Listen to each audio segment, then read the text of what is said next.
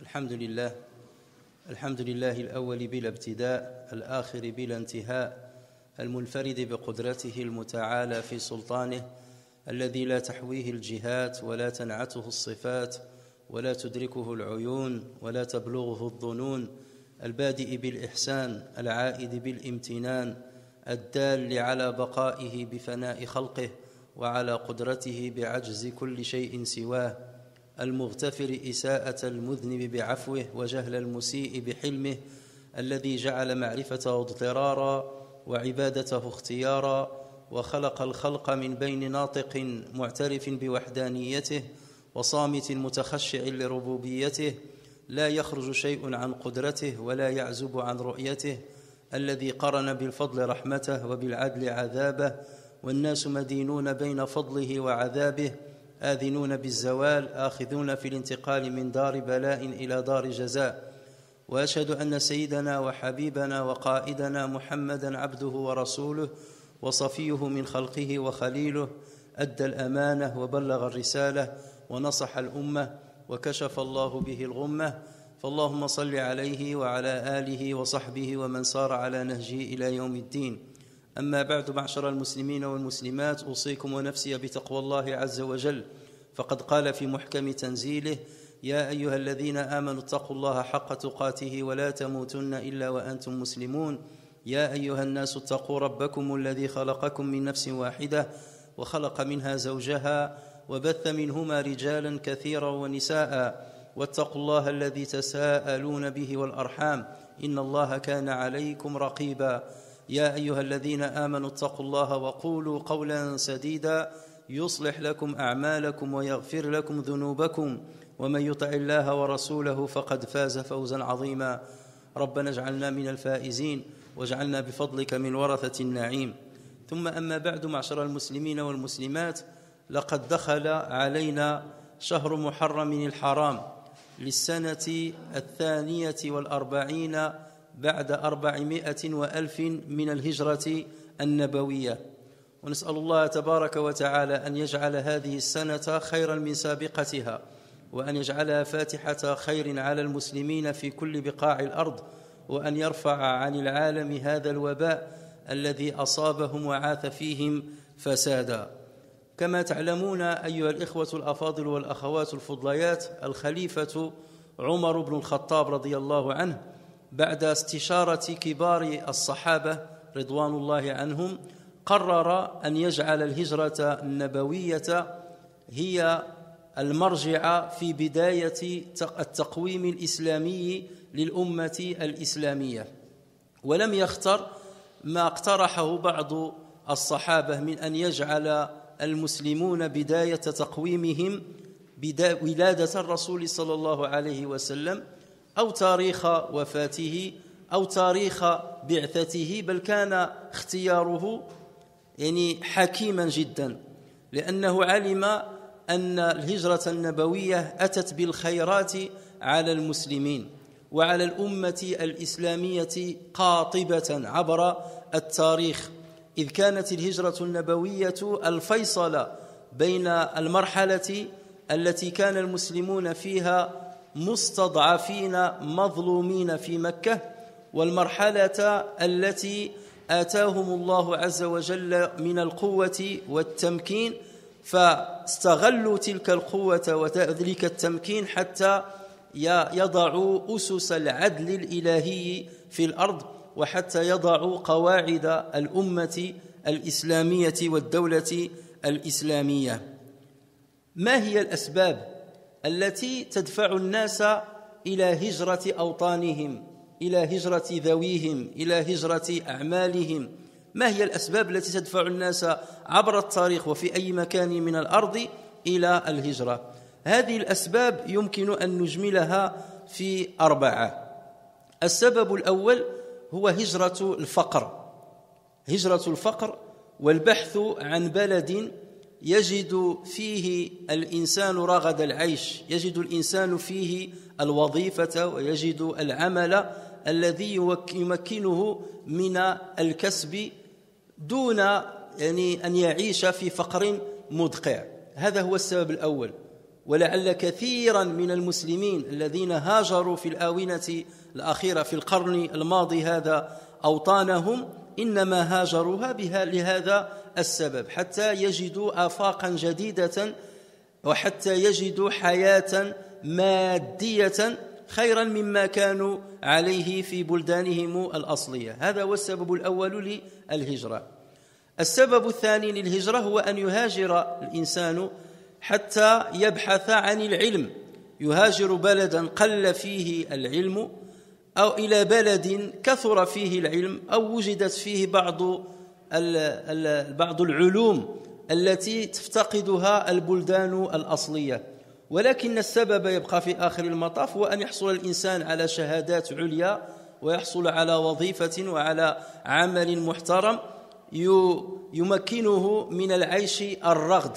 فالهدف يبقى كذلك رغم كل شيء هدفا ماديا كالهدف الأول والدافع الأول.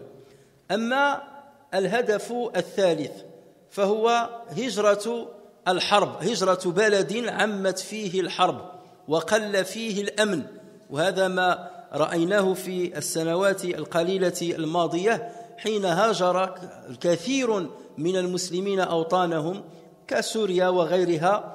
Chers frères, pendant le khutbah de Jumu'ah, on n'écrit pas, on ne fait pas des SMS, on ne parle pas. Le prophète sallallahu alayhi wa sallam dit le simple fait de toucher le sol, c'est-à-dire on est distrait par toucher le sol, ça fait abolir la récompense de Jumu'ah. Alors qu'en est-il lorsqu'on écrit des textos, lorsqu'on parle à des gens? Donc respectons la sacralité de Jumu'ah, chers frères et sœurs. Barakallahu fikum. Revenons à ce qu'on disait. Donc on a dit que la troisième raison, c'est le fait de quitter et de fuir la guerre pour chercher des horizons où on trouve de la sécurité pour soi-même, pour sa famille et pour sa descendance. Et là, donc, c'est ce qu'on est en train de voir dans beaucoup de pays aujourd'hui, et notamment des pays malheureusement qui sont musulmans. Et la quatrième raison pour laquelle on immigre, c'est qu'on fuit un gouverneur ou un gouvernement qui est despote, qui fait semer l'injustice. Et parce qu'on veut chercher la justice et parce qu'on veut défendre certains principes nobles à notre vue, donc on quitte ce pays-là, c'est-à-dire on fuit le despotisme de ce gouverneur. Et quelque part pour chercher un endroit où on peut faire valoir ses idées et on peut trouver la sécurité pour soi-même. On fuit quelque part la mort. Donc vous voyez que dans ces différentes raisons qui pousse la personne à immigrer, il y a toujours un objectif, principalement matériel, principalement économique, et secondairement, chercher de la sécurité. Est-ce que l'immigration du prophète sallallahu alayhi wa sallam et des premiers compagnons avait pour raison l'une de ces raisons que nous avions citées? On peut dire qu'il y a une ressemblance avec la quatrième raison, puisque les musulmans on fuit le despotisme des Qurayshites, on fuit un climat non propice à la propagation de leur religion, à la pratique de leur religion. Mais après tout, on voit que les musulmans, lorsqu'ils ont immigré de la Mecque à Médine, cette immigration n'avait qu'un seul objectif, c'est chercher la satisfaction d'Allah Azza wa Jal. C'est préserver sa religion, préserver sa liberté de pratique. Et voilà ce qui fait distinguer l'immigration du prophète sallallahu alayhi wa sallam de toute immigration qu'on a connue et qu'on connaîtra dans l'histoire des êtres humains. Et voilà pourquoi Allah Azza wa Jal a donné un privilège bien particulier à ceux qui ont participé à ce grand événement. Chers frères et sœurs, nous avons débuté le nouvel an musulman avec le mois de Muharram, le mois sacré de Muharram. Et comme vous le savez tous, ce fut le calife Omar ibn al-Khattab radiyallahu anhu, avec la concertation de plusieurs compagnons, qui a choisi la date de l'immigration du prophète sallallahu alayhi wa sallam comme le début du calendrier islamique. Certains lui ont proposé de choisir la date de la naissance du prophète sallallahu alayhi wa sallam comme repère au début de ce calendrier. D'autres ont proposé de choisir la date de la mort du prophète sallallahu alayhi wa sallam. D'aucuns ont choisi la date de la réception de la première révélation par le prophète sallallahu alayhi wa sallam. Mais le choix pour lequel Omar ibn Khattab a opté, c'est de choisir la date de l'immigration du prophète sallallahu alayhi wa sallam comme repère à ce calendrier. Pourquoi? Parce qu'il savait bien et parce qu'il voulait aussi bien montrer aux générations futures que l'immigration est un événement qui est bien particulier, un événement très important, un événement qui était le résultat d'un sacrifice énorme accompli par le prophète sallallahu alayhi wa sallam et par les compagnons qui ont choisi de le suivre. On peut se poser la question, pourquoi les gens immigrent leur pays, pourquoi les gens quittent leur pays d'origine, le pays de leur naissance? Il n'y a pas 40 raisons, on peut réduire cela à 4 raisons principales. La première raison, c'est qu'on fuit son pays ou bien on quitte son pays parce qu'on fuit la pauvreté et parce qu'on essaie de trouver des horizons d'autres pays dans lesquels il est plus facile de travailler, il est plus facile de gagner de l'argent, de gagner sa subsistance d'une manière assez aisée. Et c'est la raison principale de l'immigration d'énormément de personnes dans le monde. La deuxième raison, c'est une immigration bien particulière d'une certaine catégorie de personnes. Ce sont ceux qui vont quitter leur pays d'origine pour aller chercher un savoir qu'ils ne trouvent pas dans leur pays d'origine. Et en général, ce fut le cas de plusieurs musulmans qui ont quitté leur pays pour arriver à avoir des diplômes de haut niveau, de 3e cycle et ainsi de suite, dans certaines spécialités qui manquaient dans leur pays d'origine. Mais dans les deux cas, on voit bien qu'on est en train d'immigrer pour chercher une situation financière plus aisée. Donc l'objectif reste un objectif purement matériel et mondain. La troisième raison, c'est qu'on quitte son pays parce qu'on veut fuir la guerre. Lorsque la guerre est semée dans un pays, lorsqu'elle éclate dans un pays-là, on craint pour sa vie, on craint pour la vie de ses enfants, la vie de sa descendance, et donc on quitte ce pays-là, et c'est la raison qui a fait quitter plusieurs musulmans leur pays d'origine, bien que ces pays-là soient musulmans, bien que dans ces pays-là, il y a une certaine garantie de leur islamité, de leur religiosité, mais ils l'ont quitté pour chercher un pays où il y a un peu de sécurité, pour sécuriser leur vie et sécuriser la vie de leurs proches.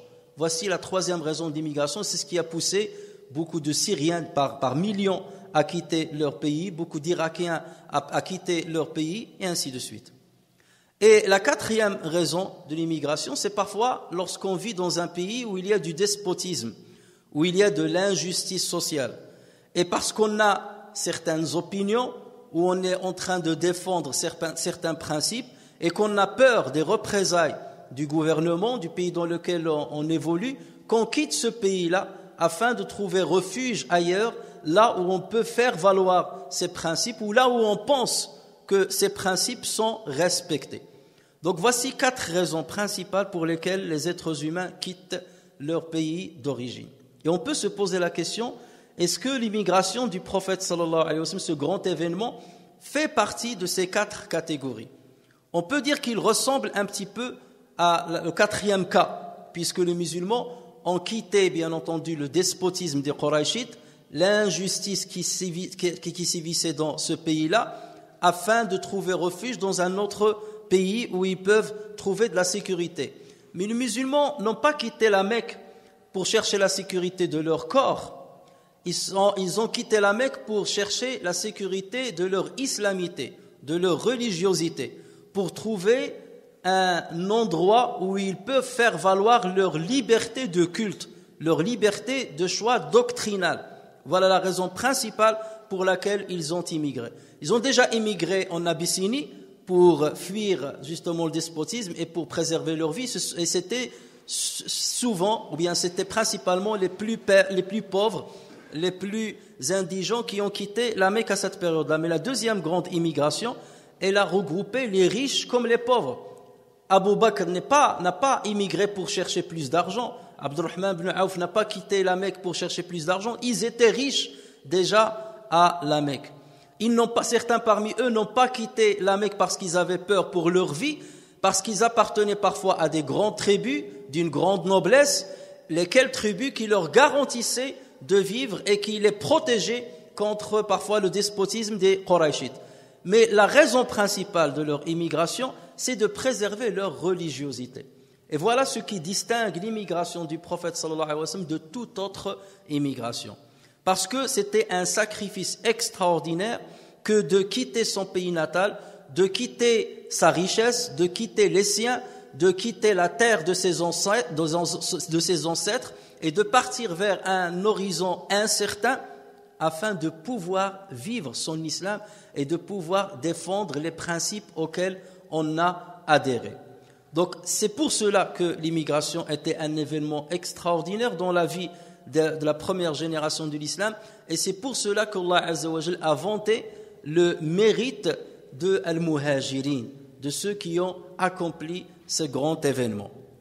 هجرة المسلمين أيها الإخوة الكرام من مكة إلى المدينة هجرة متميزة، ليست هجرة لمصلحة دنيوية يبحث فيها المسلمون عن غنى مادي أو عن حياة مادية أفضل، بل هي هجرة للحفاظ على الدين، هجرة لبناء قواعد الأمة الإسلامية على أساس العدل الإلهي كما أراده الله تبارك وتعالى.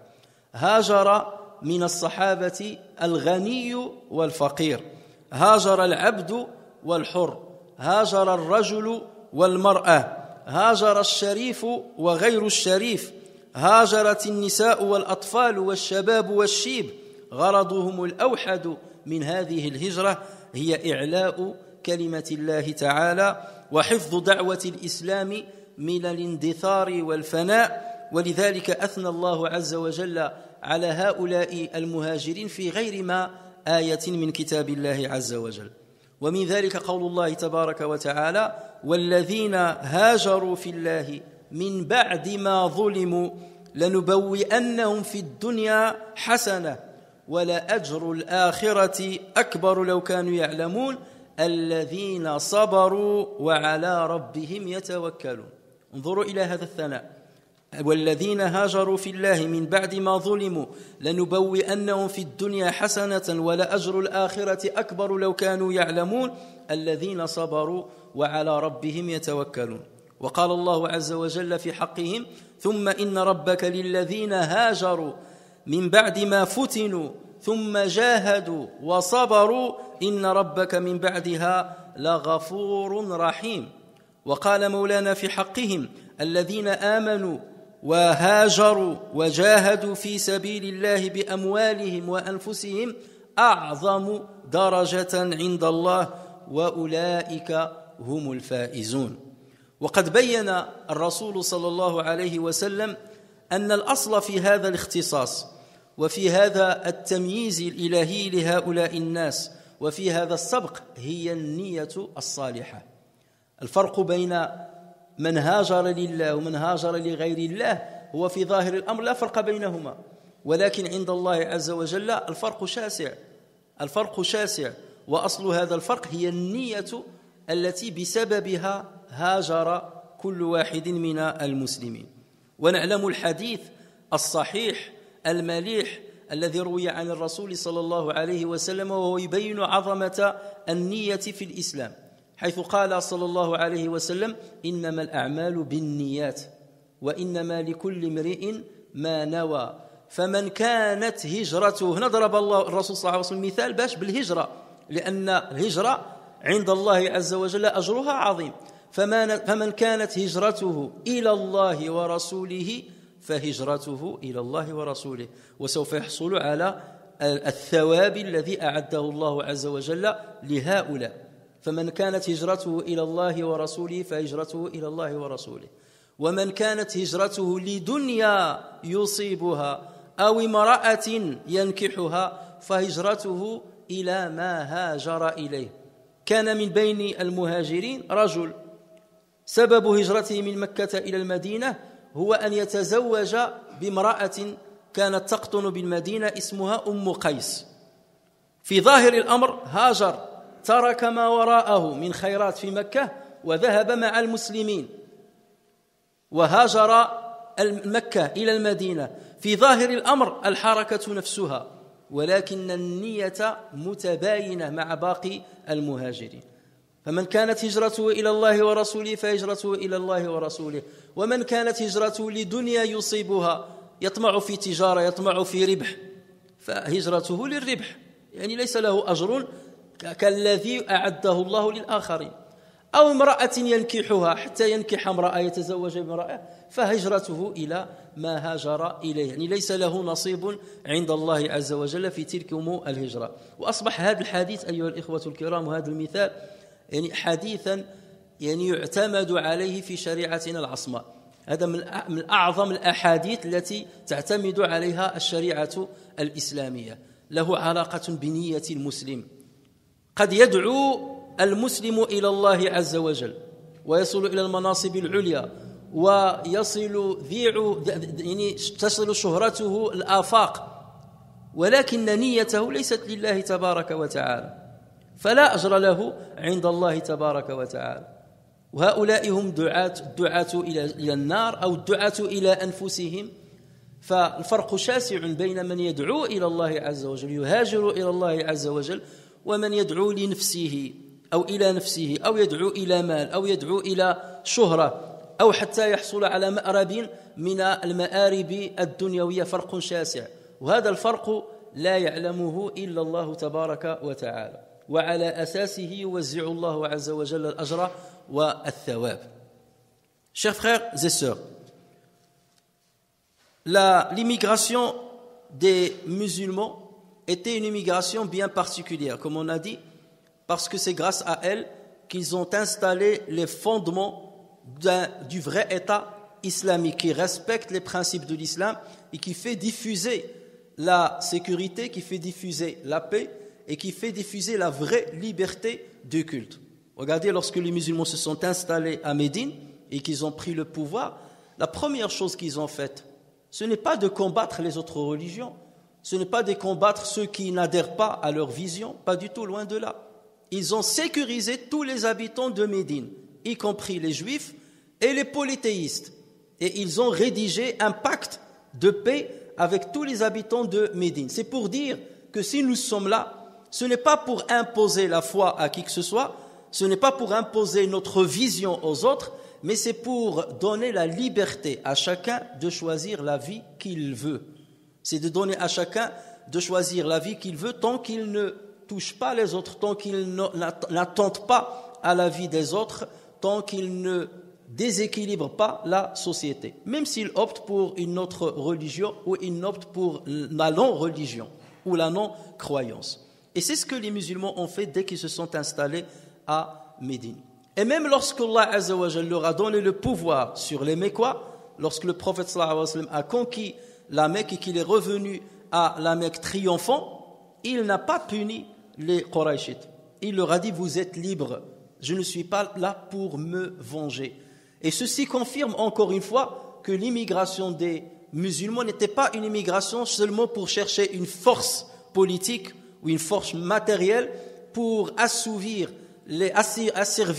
les autres ou bien pour écraser les autres. Leur intention était seulement de chercher leur liberté de culte, de pouvoir adorer Allah Azza wa Jal comme ils l'entendent, sans nuire à la vie des autres et sans restreindre la vie des autres. Et Allah Azza wa Jal justement a vanté le mérite de ces compagnons du prophète sallallahu alayhi wa sallam. Dans plusieurs versets coraniques, on citera seulement 3 parmi eux. Allah Azza wa Jal dit à leur propos: et ceux qui, pour la cause d'Allah, ont immigré après avoir subi des injustices, nous les installerons dans une situation agréable dans la vie ici-bas, et le salaire de la vie dernière sera plus grand encore s'ils savaient. Allah Azza wa Jal a dit à leur propos: quant à ceux qui ont émigré après avoir subi des épreuves, puis ont lutté et ont enduré, ton Seigneur après cela est certes pardonneur et miséricordieux. Là, c'est une récompense de l'au-delà. Il est miséricordieux et il est pardonneur, ça veut dire qu'il va absoudre tous leurs péchés. Allah Azza wa Jal dit aussi à leur propos: ceux qui ont cru, qui ont émigré et qui ont lutté pour leur bien, par leur bien et leur personne dans le sentier d'Allah, ont les plus hauts rangs auprès d'Allah, et ce sont eux les victorieux. Ce sont eux les victorieux. Et le prophète sallallahu alayhi wa sallam a montré quelle est la raison de ce privilège, de ce mérite qu'Allah Azza wa Jal leur a donné. C'est l'intention qui les accompagnait pendant leur émigration. Pendant l'immigration des premiers musulmans, il y avait parmi eux un homme qui n'allait pas immigrer pour Dieu ou pour une question religieuse, mais il allait immigrer seulement pour se marier avec une femme nommée Qais qui était à Médine. Et donc il a profité de l'occasion, il était musulman, il a profité de l'occasion pour partir avec les musulmans, mais son but c'était d'atteindre cette femme-là pour pouvoir se marier avec elle. Et le prophète sallallahu alayhi wa sallam a montré la distinction entre les uns et les autres à travers cette intention.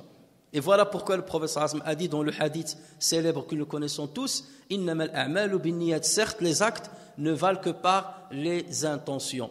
Et chacun aura de la part de Dieu, selon l'intention qu'il avait. Celui qui a émigré pour Allah et son prophète aura immigré pour Allah et son prophète et aura la récompense en conséquence. Et celui qui a émigré pour profiter du bien d'ici-bas ou pour une femme avec laquelle il veut se marier, il aura immigré pour ces raisons, c'est-à-dire pour des raisons terrestres, pour des raisons financières, pour des raisons matérielles et non pas pour une raison spirituelle, une raison religieuse.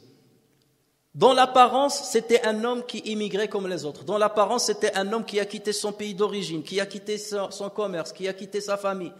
Mais dans le fond, l'intention n'était pas bonne.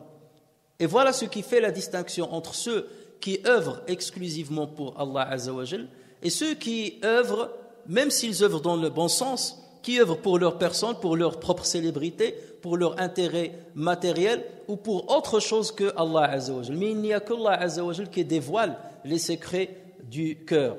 Et c'est en conséquence de quoi Allah Azza wa Jal va récompenser ou restreindre la récompense ou ne pas donner la récompense tout court.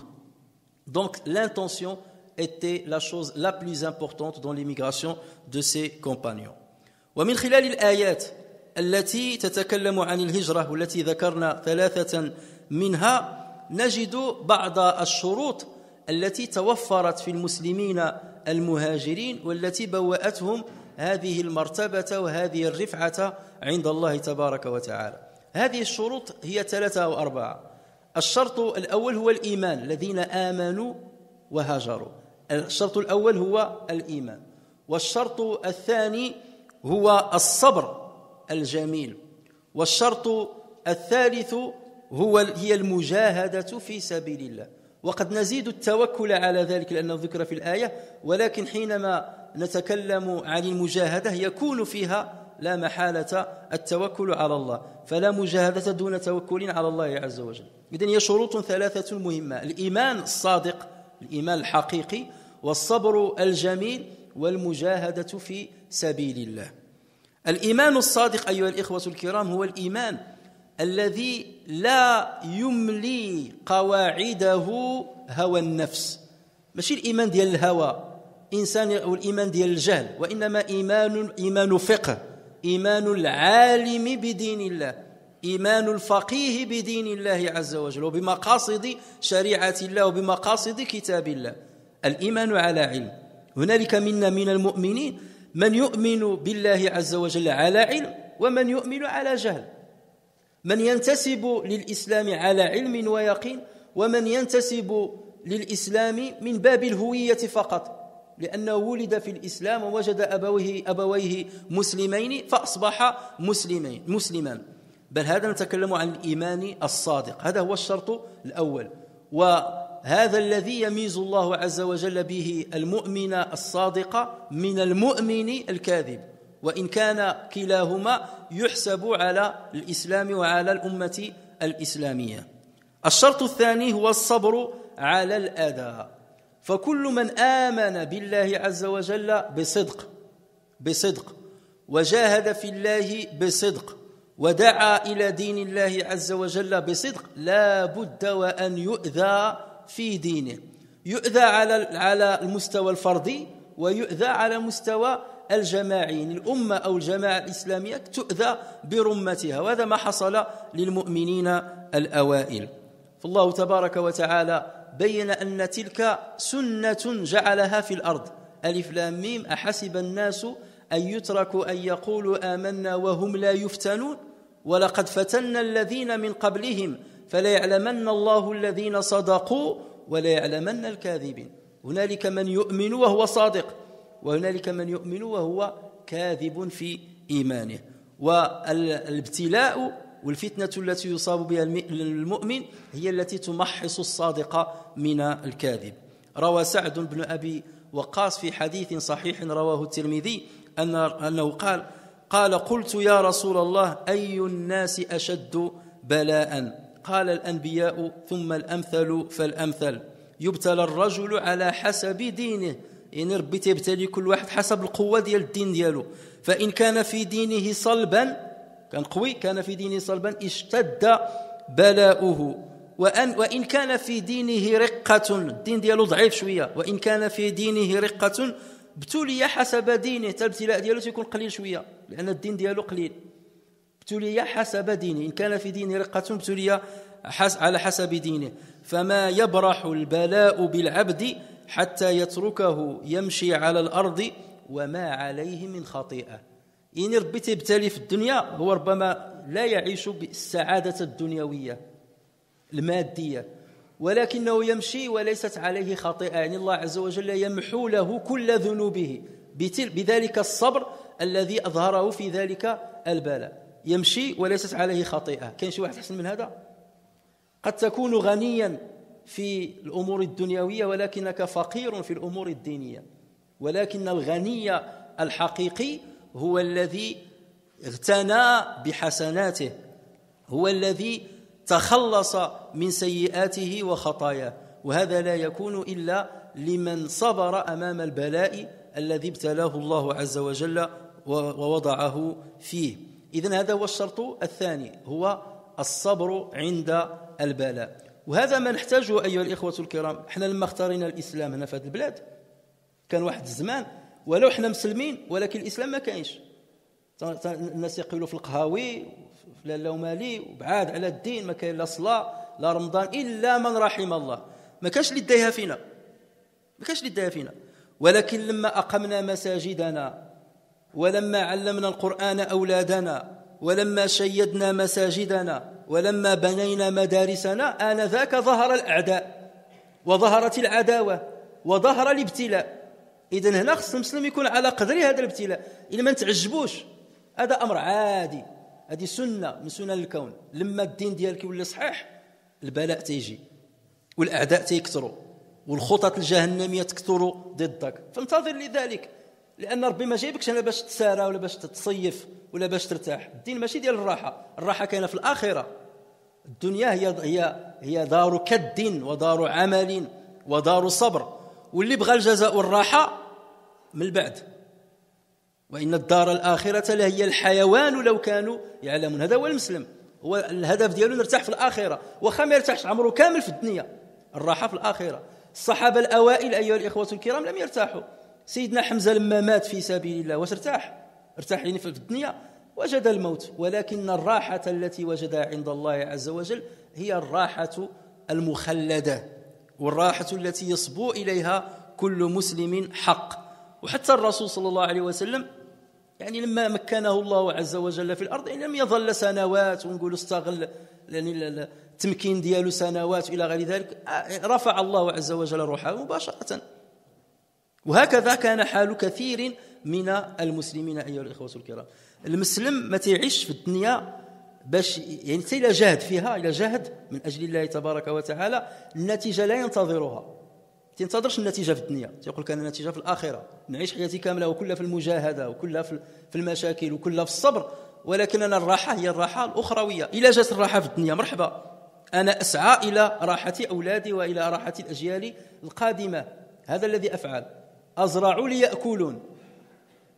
ليأكلون، أجاهد نفسي حتى يستفيدون الأجيال القادمة، ولا ما استفدوش على الأقل استفدوا في الآخرة. وهذه حال الدنيا. إنك كادح إلى ربك كدحا، هذه حال الدنيا، كدحا فملاقيه. الدار الدنيا دار كدح. الشرط الثالث هي المجاهدة في سبيل الله. ولما تنقول المجاهدة في سبيل الله ماشي هي هز السيف وبدات تقتل في الآخرين، ماشي هي هز القنبلة وضعها وقتل الناس، ماشي هذه المجاهدة في سبيل الله. المجاهدة عندها القواعد ديالها وعندها الأصول ديالها، وربما نفصل الحديث عن ذلك في جمع أخرى. ولكن تبدأ بمجاهدة نفسك. كم من رجل يحمل السلاح وهو لا يستطيع مجاهدة نفسه، كم من رجل يتبجح بالجهاد والكلام في الجهاد وهو لا يقوم حتى يصلي صلاة الفجر. صلاة الفجر ما قادش عليها، باش ينوض يصلي الفجر في وقته ما قادش، باش يتعلم الدين ديالو ما قادش. هو تيتكلم على الجهاد والسياسة وتغيير السياسة والأعداء داروا أو أقرب عدو لك هو نفسك التي بين جنبيك. تغلب على عدوك الأول، على هواك وعلى شيطانك، عاد بدأت تفكر ديك الساعة أنا ذاك رفعك الله عز وجل لمقام تستطيع فيه أن تتغلب عن الأعداء الخارجين. لكن بدأ بالعداوة ديالك الناس القراء، بدأ بنفسك التي بين جنبك. هذا أعدائك، وهذه هي المجاهدة في سبيل الله. والله عز وجل دائما لما تذكر وجاهدوا بأموالهم، بدأ بالأموال دائما، بأموالهم وأنفسهم، يعني بالأمور الدنيوية بدأوا بها قبل يعني أن يعطوا أنفسهم في سبيل الله عز وجل. والجهاد بالمال أيها الإخوة الكرام يحقق كثيرا من المآرب للمسلمين. بالمال من أجل العلم، بالمال من أجل الصدقة، بالمال من أجل أن تكون لك قوة اقتصادية، إلى غير ذلك من ما يحققه المسلم بالمجاهدة بالمال قبل أن يصل إلى المجاهدة بالنفس. وهذه لها ضوابط ولها قواعد لا مجال للحديث عنها في هذا الموضوع. Donc, chers frères, à travers les 3 versets que nous avons cités tout à l'heure, dans lesquels Allah Azza wa Jal vante les mérites des immigrants, il y a 3 conditions que les immigrants de départ ont satisfait pour arriver à ce degré-là. La première condition, c'est une foi inébranlable, la foi en Allah tabaraka wa ta'ala. La deuxième chose, c'est une patience, la patience, as-sabr. Et la troisième chose, c'est le mujahada fi sabilillah, la lutte dans le sentier d'Allah Azza wa Jal. Voici les 3 raisons, ou bien les 3 conditions que les musulmans ont satisfait pour être considérés parmi les meilleurs, comme Allah Azza wa Jal l'a mentionné dans le Coran. Lorsqu'on parle de la foi en Allah Azza wa Jal, il y a 2 types de foi. Il y a une foi dans laquelle il y a la certitude, il y a la connaissance de la religion, la connaissance des principes fondamentaux de la religion, et ça c'est ce qu'on appelle le fiqh fi d-din. Le prophète sallallahu alayhi wa sallam, comme on l'a dit la dernière fois, a invoqué en faveur de Abdullah ibn Abbas en disant Allahumma faqihhu fi d-din wa 'allimhu ta'wil. Dieu fait de sorte qu'ils comprennent ce qu'est la religion. Il y a beaucoup d'entre nous qui ont la foi, qui ont la ferveur, qui ont le courage ou la pratique apparente, mais au niveau de la compréhension profonde de la religion, il n'y a rien. Parce qu'il y a de l'ignorance. Et nous sommes une religion qui suscite énormément l'intelligence et la vision profonde des choses. Et ce n'est pas donné à tout le monde. Donc il faut qu'il y ait une foi de ce genre-là. La deuxième chose, c'est la patience, parce que toute personne qui croit véritablement en Allah Azza wa Jal, qui essaie de pratiquer sa religion comme il le faut, forcément, Allah Azza wa Jal va le mettre devant l'épreuve pour tester la solidité de sa foi. Et ça, c'est une loi immuable qui existe dans le monde. À chaque fois qu'il y a des gens qui ont suivi le sentier d'Allah Azza wa Jal, ils n'ont pas tardé de vivre des épreuves qui peuvent être très, très, très, très dures. Et d'ailleurs, nous les musulmans, nous autres musulmans, lorsque nous nous sommes installés dans ce pays-là et ailleurs en Europe, au départ, personne ne nous voyait ou nous donnait de l'importance. La majorité était loin de la religion, loin de la prière, loin du jeûne. Le seul endroit du rassemblement, c'était les cafés, les bars. Et donc, dans ce style, dans ce climat-là, on ne donnait pas d'importance aux musulmans. Mais dès que les musulmans sont revenus à leur mosquée, dès que les musulmans se sont attachés à leurs pratiques religieuses, dès que les musulmans ont construit leur mosquée, dès que les musulmans se sont prosternés à Dieu, dès que les musulmans ont enseigné le Coran à leurs enfants, c'est là où les ennemis sont apparus. Alors qu'on est dans un pays de liberté religieuse. De liberté religieuse. Et c'est là le dilemme. Et c'est là où la critique va commencer, et c'est là où les projets destructeurs vont commencer, et qui vont se répandre chez tout le monde. Et c'est pour ça qu'il ne faut pas être étonné et de dire mais c'est pas normal. Non, mais c'est normal. Dans la loi divine, c'est normal. Dans la loi terrestre, c'est pas normal. Mais dans la loi divine, c'est normal.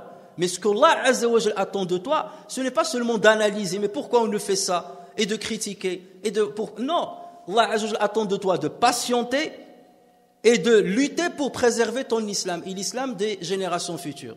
Et lorsqu'on dit lutter, et c'est le 3e point, la 3e condition avec la patience, c'est le mujahada. Lutter, c'est pas prendre l'arme. Lutter, c'est pas prendre les bombes et tuer les innocents. C'est pas comme ça qu'on lutte. Et d'ailleurs, si ça résolvait le problème, on l'aurait vu dans les dernières années où beaucoup de personnes on se met de la terreur sur terre au nom de l'islam. Ils n'ont rien résolu, au contraire, ils ont enfoncé encore les musulmans dans les ténèbres des problèmes. Lorsqu'on parle de la lutte, déjà, on commence par lutter contre soi-même, contre notre passion. Lorsque quelqu'un parle de la lutte dans le sentier de Dieu et qu'il n'arrive même pas à se lever à l'heure pour accomplir la prière de l'Fajr, de quelle lutte tu parles? Lorsque tu viens dans les mosquées des musulmans et que tu trouves à peine une rangée pendant la prière de l'Fajr, 2 rangées pendant la prière de l'Isha, alors que les autres sont en train de zapper devant la télévision ou de dormir, où est la lutte qu'on est en train de chercher ou dont on parle? C'est la première lutte avec laquelle nous devons commencer, de pratiquer notre religion comme Allah Azza wa Jalla le veut, comme le prophète sallallahu alayhi wa sallam le fait. Lorsqu'on trouvera nos mosquées remplies par les musulmans, lorsqu'on trouvera les musulmans serrés les uns contre les autres pour apprendre leur religion, c'est là où on peut dire les musulmans ont commencé à faire la vraie lutte.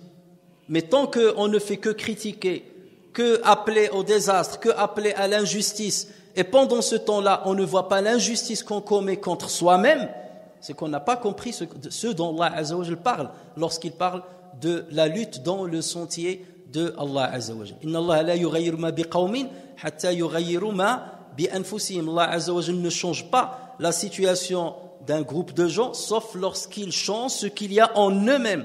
Et nous avons beaucoup à changer de nous-mêmes.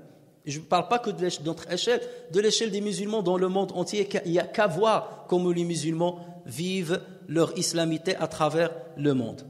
Et donc voici les 3 conditions qu'avaient satisfait les compagnons lorsqu'ils ont accompli leur immigration pour arriver à ce degré, à ce mérite dont Allah Azza wa Jal a fait référence dans le Coran. Et c'est dans ce sens-là que nous devons suivre les pas de nos ancêtres si on veut qu'Allah Azza wa Jal nous comble de sa clémence et de sa miséricorde et de son agrément. نفعني الله وإياكم بالقرآن الكريم وبحديث سيد الأولين والآخرين وغفر الله لي ولكم ولسائر المسلمين ويرحم الله عبدا قال آمين.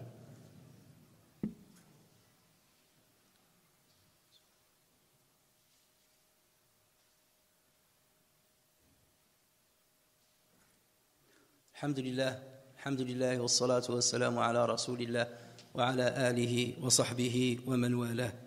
يقول الله تبارك وتعالى في محكم التنزيل: والذين آمنوا وهاجروا وجاهدوا في سبيل الله والذين آووا ونصروا أولئك هم المؤمنون حقا لهم مغفرة ورزق كريم.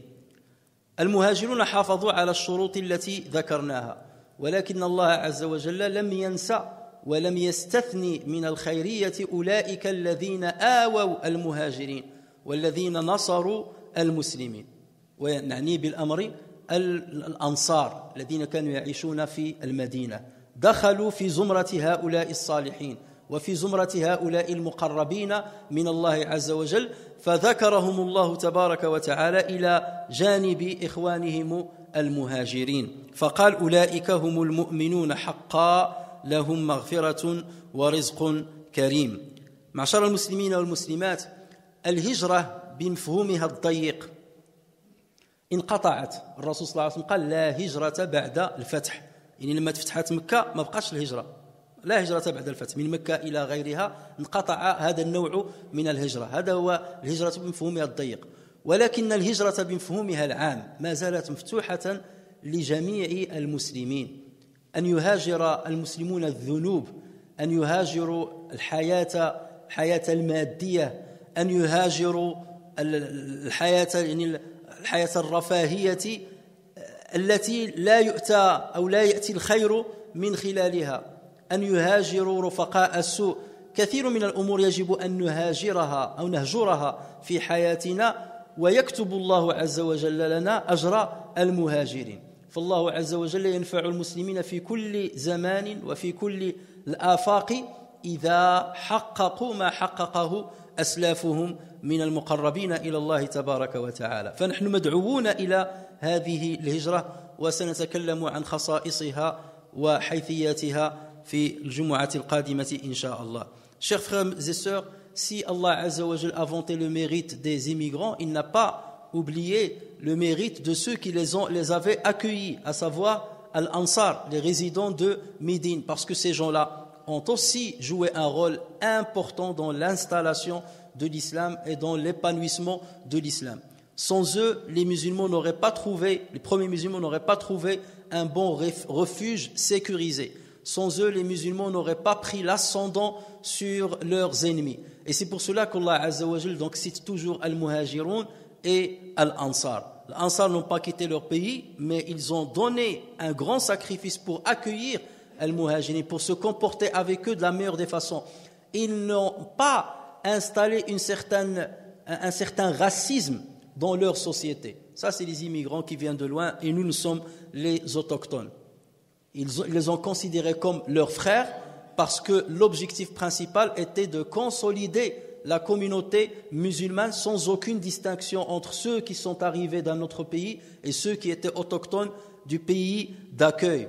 Et c'est pour cela que nous autres musulmans, nous ne devons jamais avoir une vue de transcendance par rapport à ceux qui ont immigré ou ceux qui ont quitté leur pays, quelle que soit la raison d'ailleurs pour laquelle ils ont immigré. Nous devons travailler pour le bien de tout le monde et nous devons accueillir tous ceux qui veulent chercher le bien dans cette religion et lui apporter l'aide nécessaire. Et on aura l'occasion de détailler ce qu'est le hijra dans notre époque. Le hijra avec son sens strict s'est arrêté avec la conquête de la Mecque. Le prophète sallallahu alayhi wa sallam a dit il n'y a pas de hijra après la conquête de la Mecque. Mais le hijra dans son sens global continue d'exister et les musulmans sont invités à l'accomplir. Quitter beaucoup de choses pour recouvrir avec d'autres choses qui sont beaucoup plus nobles et qui rapprochent d'Allah Azza wa Jal. Et c'est ce dont on essaiera de parler la prochaine fois, Inch'Allah. اللهم صل وسلم وبارك على سيدنا محمد وعلى آله وصحبه وسلم تسليما كثيرا إلى يوم الدين. اللهم اغفر لنا ذنوبنا وتجاوز عن سيئاتنا وارحمنا يا أرحم الراحمين. اللهم اهدنا فيمن هديت وعافنا فيمن عافيت وتولنا فيمن توليت وبارك لنا فيما أعطيت وقنا واصرف عنا برحمتك شر ما قضيت إنك تقضي بالحق ولا يقضى عليك إنه لا يعز من عاديت ولا يذل من واليت تباركت ربنا وتعاليت وأنه لا منجى منك إلا إليك. أسألك اللهم موجبات رحمتك وعزائم مغفرتك والعصمة من كل ذنب والغنيمة من كل بر والفوز بالجنة والنجاة من النار.